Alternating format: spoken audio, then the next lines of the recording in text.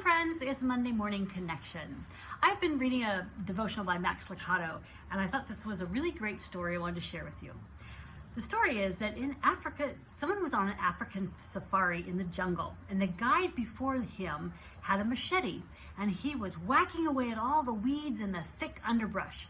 And the travelers, weary and hot, and were asking in frustration, where are we?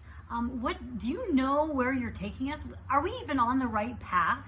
And the seasoned guide stopped and looked at the man and replied, I am the path.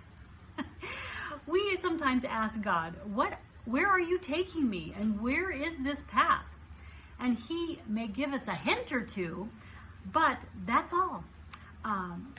If he did, we would not understand, or we would become overwhelmed and we couldn't comprehend the location that we're in. So I thought it was a really good story because I have spent some time in Louisiana, and sure enough, those woods are just really dense and you can't sight through. And sometimes as I've lived life and I've been frustrated, I'm like, what direction is it going? I have said I can't see the path through the trees.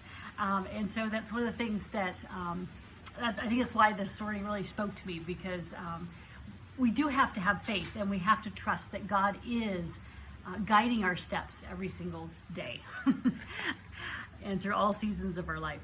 So I'm Jody Cogrove, and I help you discover that root cause of your health issue so you can finally get some answers. Have that path of where you're supposed to go.